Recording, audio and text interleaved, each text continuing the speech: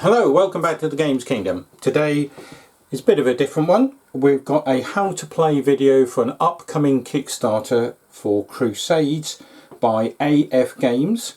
This game has been designed by Lefteris Iraglidis, Charialis Bukarellis and Harry Haralampidis, and the artwork you see here has been done by Tony Zanoukakis. So hopefully I've pronounced those names correctly, and apologies if I haven't. So what we're going to do first off is we're just going to show you currently how the game looks, what you're going to get. Now I believe there is also an expansion planned, but this at the moment is just for the main sort of game itself. So obviously you've got the map stroke board here of the area of the Holy Lands that you're going to be fighting over. You've got 8 different faction leaders that you can see dotted around the board, but this is a 2 to 6 player game, so potentially you're going to be controlling up to 6 of these between the two sides, and obviously it's going to be one of those games where both sides are going to need to do exactly the same number each. So you're going to be doing potentially sort of 3 a side or whatever, but you're going to have up to 6, so you're going to be left with at least one of each of these leaders off the board and not potentially taking part, but they can be brought in later, and we'll go through all of that when we run through how the game is going to sort of pan out and play. So as I say, we've got this. We've also got 2 decks of event cards, one for the Muslims and one for the Christians, and at the beginning of each turn each side will use one of those event cards. They will see what that event card says, they will implement that event card before anybody starts taking their actions. We've also got some target cards, so we'll run through what those target cards mean for each side when we start talking about the rules. We've got some action decks for each side. There's 24 cards I believe in each of those action decks, and we've got what are called stratagem cards, and these are basically sort of traits that your leader can acquire as if he has sort of built up additional knowledge and sort of skills and experience during his times as a military leader in the times of this crusade. So as I say, what is the game about? So Jerusalem has fallen to the Crusaders, igniting a conflict that spans the known world, and the armies of 2 mighty faiths have rallied their forces, each determined to claim victory. In the Holy Lands, the outcome of the battles cannot easily be foreseen. Will your side emerge victorious, or will your name fade into the sands of time? So as a game overview, how do we play? So the game basic rule is simple. You take turns playing actions. On each turn your team decides which of its 3 players or leaders will take the initiative, and that player chooses an action from their cards in their hand.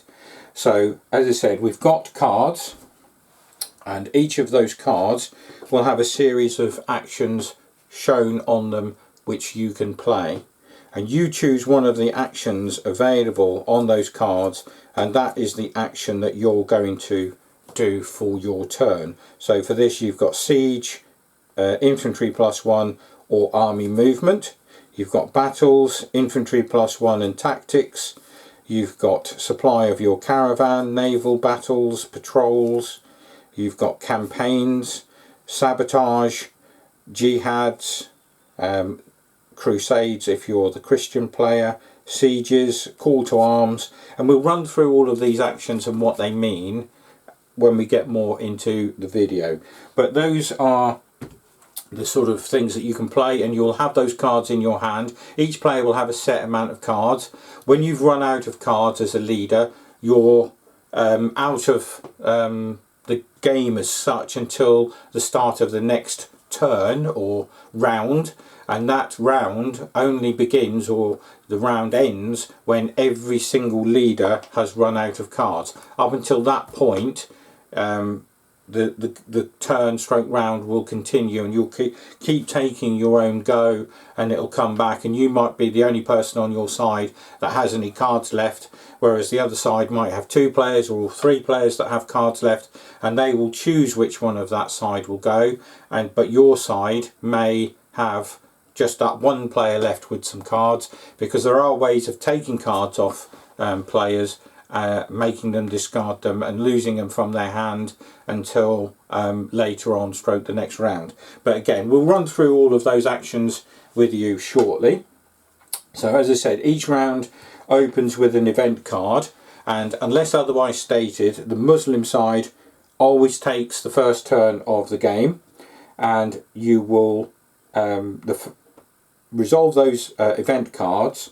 The first faction resolves the effect of their event card, then the opposing side resolves their own event card, and once both have been resolved, players can begin playing the actions. So once those events, one of each side, has been done, you can then get straight into the game. So as I say, there are 7, so there are 7 years, and for every year at the start you're going to play one of those cards at the start of each of those goes, and then once those have all been played, that is going to be the signal of one of the signals for the end of the game, and then you'll tot up victory points if you haven't won it by the other means, which again we'll come to later in the video. You will get those event cards once they've gone. That's when you start to top up your victory points and find out which faction stroke side is the winner. So playing a card means that you use one of its listed actions and then you discard the card away. So that card is now no longer usable for that particular round. And at any point you can use 2 of your cards and discard both of them to use a movement action. So some of the cards, as I showed you earlier, don't have the movement action on there. So as you can see there, you've got Supply Caravan, Withdraw and Siege. So if you had this and another card like that one, the Siege, the Endless Hordes and the Supply Caravan, if that was the only 2 cards you had left but you really wanted to do a movement, you could get rid of those 2 cards and use those as a movement card instead. But like I said to you earlier, that way you're burning through cards, so you may run out of cards earlier than some of your team members or your opponents. So that's why you've got to be careful how you use the cards in the game, because they are limited for each round until everybody's used them, and then you will obviously get those back, or a certain number of them back again, to start the new round. There are some stratagem cards which gives the player the option to discard cards, play a certain amount of the supplies from your board, which we'll have a look at, and then you use its actions instead of playing a card from your hand. So as I said, each player will get a faction leader. You also have one of 4 different particular leaders to choose or pick at random. So this is the side of the Muslim player, and as you can see here, they've got little symbols here, and this is where your supplies, your army and your faith will start at the beginning of the game. And obviously you can increase, or these will decrease depending on how things happen. Every time you win or lose a battle, these things may change. Once you get down to 0 on this particular track, the army track, if your token ever gets down to this skull symbol, then your leader has been eliminated and he is out of the game. But there is a way of your team members bringing you back into the game, because there's always going to be that spare leader that was left out at the start, because you'll only have 3 of these starting the game, and this 4th one can be brought in, and the person who was eliminated from the game can then start and use this new leader from scratch. So there's also 4 on the side of the Christians, and again these little crosses is where the different armies and faith and supply will start, and these are again all different, and depending on which one you pick, this is where you will start on the board. So you know, if this leader here from the Christian side wasn't chosen, you can see that there's going to be a large gap between this particular Christian leader and the rest of the factions on the board. So the dynamic and the replayability of having these sort of different people not in the game at the start, that's going to give you a lot of replayability just from choosing where the leaders are and who they are, because they always start in the same place. The starting place is listed on the player board, and as I say, they will always start in the same city, but they won't always be the same ones that you will play with each game. So that is going to give you that little bit of sort of variety and things within the game. If any situation occurs where you can't play any actions because of the cards you've got, and you're not allowed to do the actions on the card, or you can't do them, you have to discard all of the cards that you've got left. So you will then obviously be down to 0 cards, and as I said earlier, once you get down to 0 cards, you can't participate in the rest of that round unless one of your teammates plays a certain card and is able to give you cards to play at a later part of that round. So as I say, the running out of cards is quite a crucial thing, so you need to manage your hand as best you can to keep those cards for exactly when you need them, whether it be burning them to move, or doing a siege, or doing any of the actions that we're going to get into shortly. So it's quite a sort of good way of getting into games where hand management is a thing, and if you like these sorts of games where hand management is a critical part of the game, then I think you're going to love this as well. So let's have a look at the actions that are available on the card. So as I say, each card is going to have 3 actions on each card, and you pick one of those actions to be able to play on that particular turn.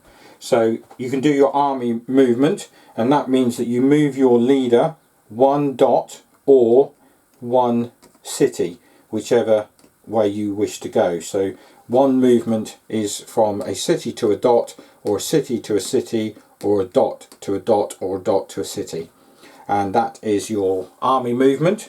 You can't end in any space that is occupied by another leader, whether it be an ally or a foe.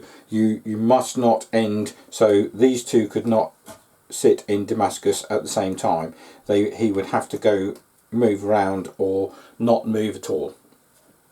So you've got a battle that you could do, and you can attack a neighbouring enemy leader. So if you're like so, because they're neighbouring, they can battle, and then the battles will take place. There is a sequence that you follow in the rules, and you do the battle, you work out the leader, and then there is a consequence of doing that. You will lose some of your army force, your army tracker will move down, and as I say, once that army tracker gets down to 0, your leader is eliminated from the game. So again, you've got to be careful of where you're moving, how you're moving. Are you getting low on that track? Are you going to move and then allow one of the opposing factions to come in and potentially battle against you? So it's got that sort of, as I say, not only the hand management, but also trying to avoid things when you're getting a bit sort of low on resources. There are ways of building your army back up. You can play cards to do that and actions.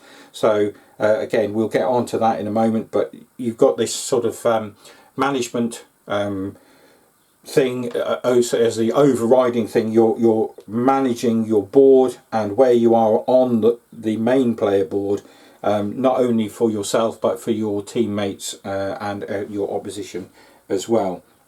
You've got your supply caravan action, which means that you move the supply token up on here, and these supplies are used to do certain things in the game as well. So as I say, you can spend those supplies to do certain actions to do with the stratagem card and action. You've got the espionage action, which if an enemy leader ends their turn in a neighbouring space, you may play this action card to steal a supply from them. So your supply would go up, theirs would go down, and you can do that again if they are in a neighbouring space. So instead of taking them to a battle, you could steal from them instead. You can do a call to arms action, which means that you adjust positively your army position by one place on your mat. So if you've got this particular leader and your army was sort of getting depleted, you could play the call to arms action and you would move that up and your army would go back up to a strength of 15,000. So each of these are worth 5,000, these blocks of men, and then these are used to do the battles within the game. Opposing that call to arms is there is a dysentery action, and if one of your opponents has that card, they could play that card to cancel out your call to arms action by your their opposing leader. So if you were on there and you tried to move it, if they wished to, they could play that card out of turn, and that would stop you from doing that action and it would stay where it is. But also that means that they've burnt that card as well, and that card may also have actions on it that they want to use for themselves. So then they've got to decide, do they use the action to stop you doing yours, or do they keep that and allow you to build your army back up and not get sort of closer to the elimination point for your forces. So again, that's another sort of hand management thing that you're going to have to sort of weigh up when it comes to that. Do you want to keep the card, or do you want to sort of put a spanner in the works of your opponent's plans? You've got the siege action. So you place one of your faction tokens in the city where your leader stands and it is marked as conquered. You can also use this action to conquer a city in the Armenian or Byzantine provinces, and you will get extra points for those at the end of the game, but we'll run through what the victory points are and how you get those towards the end of the video. The siege is the only way that you can take the top city on the target card that your particular side has at the start of the game. So as you can see, the Crusaders are either Damascus, Cairo or Iconium, and for the Muslim player the Jihad is Antioch, Edessa and Tripoli. So those three will score you 5 points, but those can only be taken by using the siege action, so you have to obviously have the siege action on one of the cards at that time and be able to use it. You've got naval and battle transport. So as you can see on the board here, you've got different anchor points, and you will use these anchor points to move, and you can use that to move your leader to another anchor point, and if there was an opposing leader at that particular place, you would immediately have a initiation of battle. So that's another way of getting your forces into battle with somebody else, but also you'll be able to sort of cut off a lot of the movement by land by using those sort of sea movement naval battle and transport actions. You've got a tactics action where you can give or take a card from any player of your team. You've got a regroup action where you can trade a card with another player. So if you've both got cards, you can trade cards. The tactics card means that you can give a card to somebody. So you might give a card to somebody who has run out of cards, and that brings them back into having that potential action if they need it where they are on the board but they've got no cards left. You've got the campaign action, and the campaign action means that instead of just moving one, you can move two on the board, but you also, again, whereas you can't finish your movement in a area where you have a ally or foe, with that campaign action you couldn't, if you started here, go through an opposing leader and end up here. So you can't do that because you're obviously passing an opposing and an enemy, and that is not allowed in the rules. So you would still need to move round. If you wanted to get to here, you'd have to go the long way round. You couldn't go through a place where a opposing leader is sort of sat, even if that meant that you moved past them. There is the holy war action. You can move one space and declare a battle to an opposing leader, but you can also use this as a army movement action. So again, rather than burning 2 cards in your hand, if you had the card with the Holy War action on it, you could use that instead of the army movement action, but that would only be a single move, not like the campaign move where you would move twice. There is a patrol action, so this forces all of your opponents to discard all the cards they have in their hands which has a sabotage action on it. So as I said to you earlier, we've got some cards and they have the sabotage action shown on them, and I'm just trying to find one. So here we have here. So this card here has got 3 actions. It's got the naval battle and transport, the Holy Sepulchre of Jerusalem action, and the sabotage. So if they had that card in their hand and you played the patrol action, they would have to discard that card from their hand and any other cards that had that action on. So not only are you stopping them sabotaging you, you're also denying them the use of the card for the other 2 actions as well, because the card is just simply discarded until the next round. You can obviously play that sabotage card, and that means that when you play the sabotage action, you choose an enemy leader irrespective of the distance between both of you, and you take 2 cards from their hand without looking at them first, and then you look at them both, you return 1 to the player and you discard 1. So again, that's another way of getting other players' cards from the opposing factions depleted and into the discard pile. So you could play that, and that would mean that you end up with more cards and more actions for the remainder of the round potentially, or brings them down more so with cards that you may have in your hand so that they don't have that advantage. Then we get on to the stratagem, and there are 2 options when you are playing the stratagem action.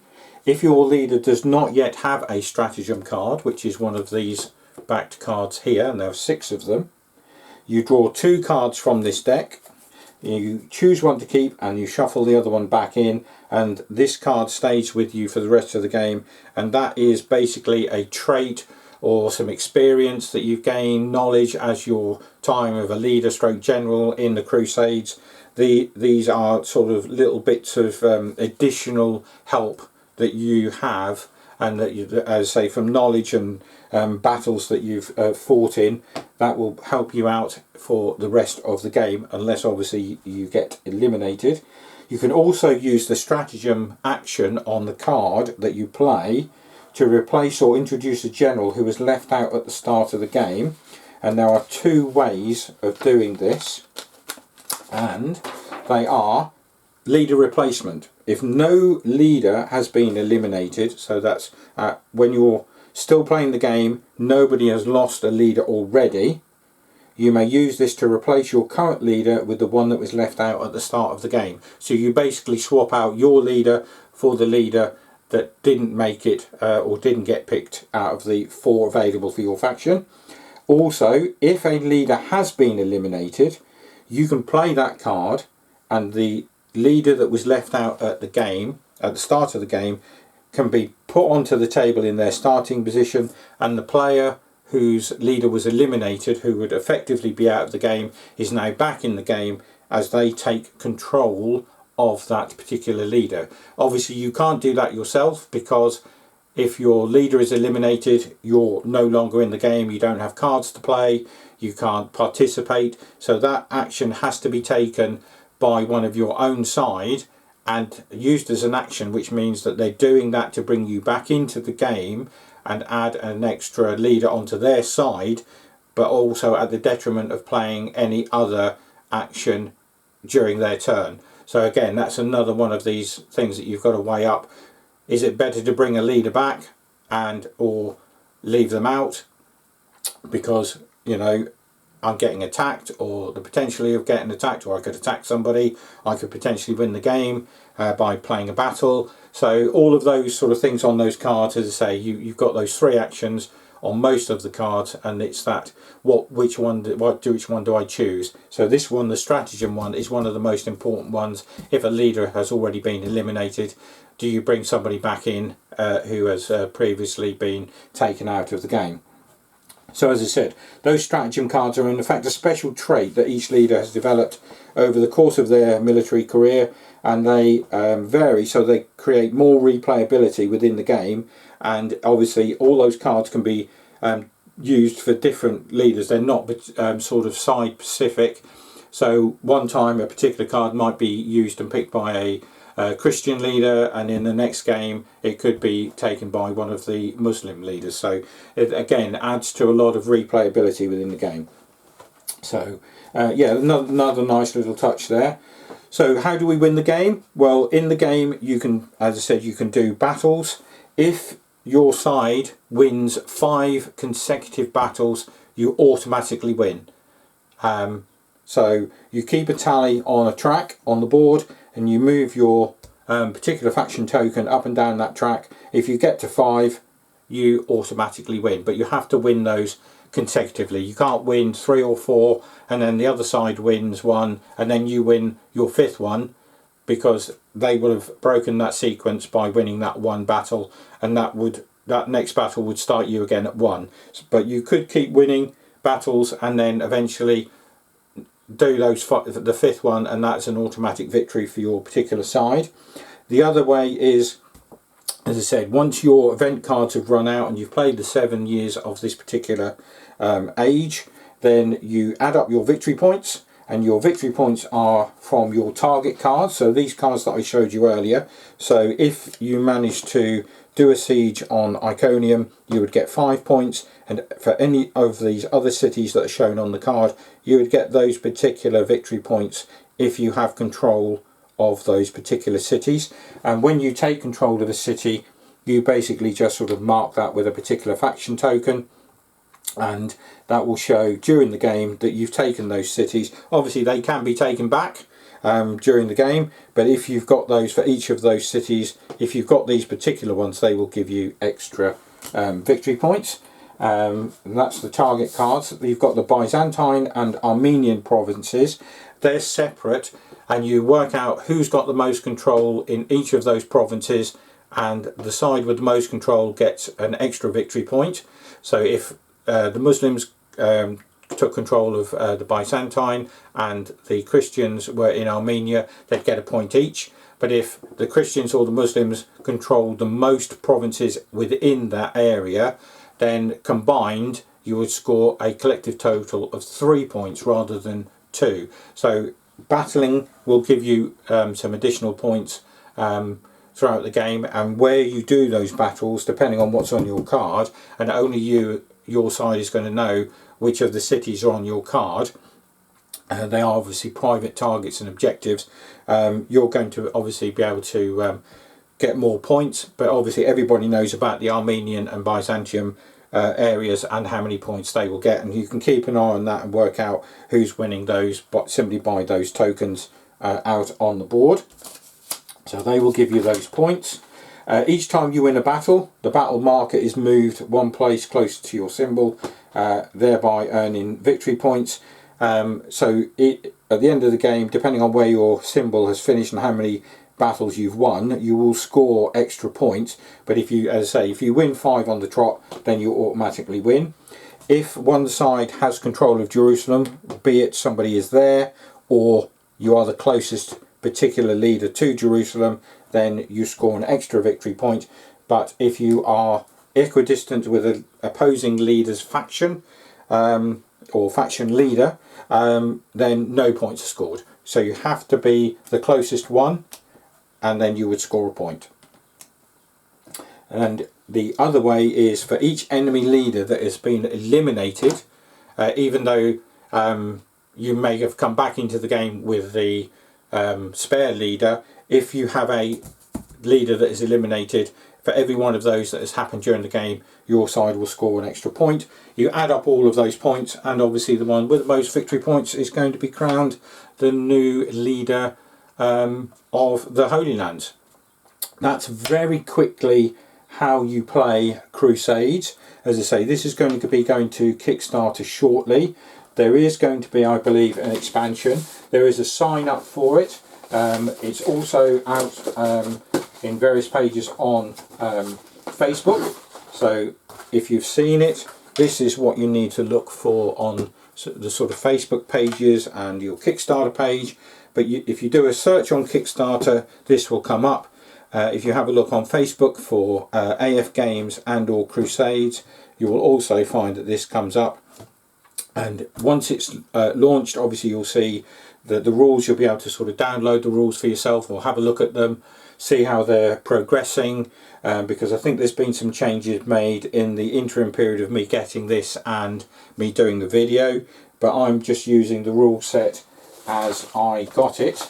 But yeah, it's obviously, as with most things these days, it is a work in progress. So this is obviously your how to play rule set.